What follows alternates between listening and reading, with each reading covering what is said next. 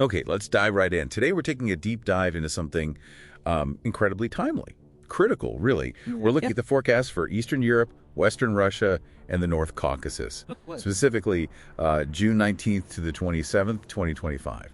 And this isn't just, a weather report. It's about how climate change is actually reshaping risks on the ground in a region that's already, dealing with a lot. Yeah, and what we're really focusing on here are two major risks. They're intertwined, intense heat waves and severe storms dominating this specific period. But here's the backdrop, and it's frankly startling. Europe isn't just warming up, it's warming twice as fast as the global average. Twice as fast, wow. Exactly, and that single fact gives us, crucial context for everything else we're going to talk about.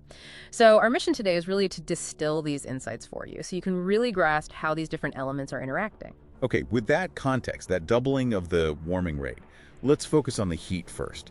That seems to be the dominant force for this period. What are we actually seeing for temperatures across Eastern Europe, parts of Western Russia? Well, the general picture, the broad projection, it points to significantly warmer than average conditions, particularly in East Central and Southeastern Europe. There's a pretty high probability of temperatures being well above average there. And this is where it gets really complicated, right? Because this heat risk often gets amplified by conditions already there, like dryness. Can you sort of unpack that connection for us? How does that work? Absolutely. So climate change itself has already, ramped up how often we see heat waves, how long they last, how intense they are across Europe. But then you add dry soil into that mix, and it creates this this dangerous feedback loop. A feedback loop? Well, the ground just can't cool the air through evaporation like it normally would if it had moisture. So the heat feels even more intense.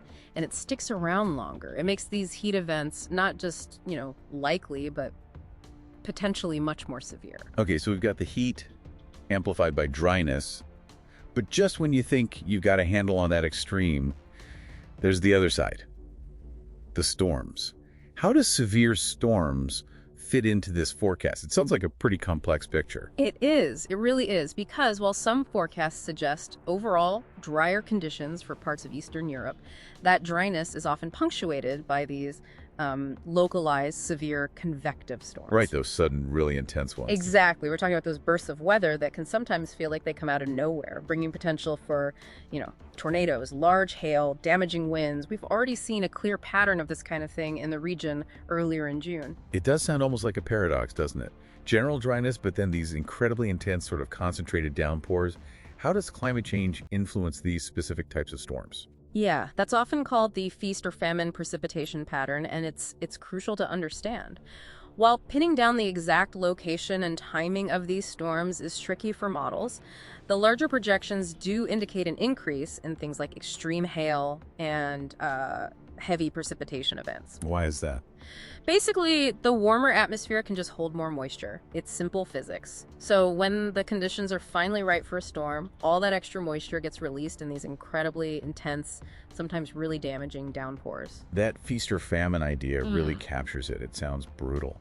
You mentioned earlier Europe warming twice as fast globally. How does that faster warming affect vulnerabilities beyond just the immediate weather in these specific regions? That's where you really see the ripple effect starting to spread out. This rapid warming, it essentially makes existing regional problems much, much worse. Think about permafrost thaw up in Russia. Right, impacting infrastructure. Hugely. It destabilizes vast amounts of critical infrastructure, pipelines, buildings, entire settlements, or look at the North Caucasus. The glaciers there are retreating fast. They've lost over 11 billion tons of fresh water just since the year 2000. 11 billion tons. That's staggering. It is. And that meltwater, combined with these intense rainfall events we talked about, it dramatically increases flood hazards. We saw that tragically in Chovy, Georgia, back in 2023. So these climate-driven changes, they aren't just creating new problems from scratch. They're taking existing vulnerabilities and making them far more dangerous. Precisely. That's the key insight, I think. What we're really witnessing is climate change acting as a profound multiplier for societal challenges that are already there. It's not just adding new issues to the list, it's like supercharging the ones we already face, accelerating them. And that impacts everything, from infrastructure right through to social stability. So wrapping this up, what does all this mean for you, for someone watching these developments unfold? It seems the main point is that these risks, the heat, the storms, the knock-on effects, they aren't just isolated incidents anymore. They're part of this accelerating interconnected web of change. And maybe the biggest shift we're seeing in Europe is extreme weather moving from being unusual to just, well, expected. Indeed. And perhaps the thought to leave you with builds on that multiplier idea. Think about how these physical climate impacts aren't just environmental issues. They ripple directly through our human systems. They test the resilience of our infrastructure, yes, but also potentially the stability of societies. It really demands that we look for integrated solutions, ways to tackle these interconnected risks together, not just piece by piece. Understanding how all these pieces connect, well, that's really the crucial first step towards building genuine resilience in this changing climate.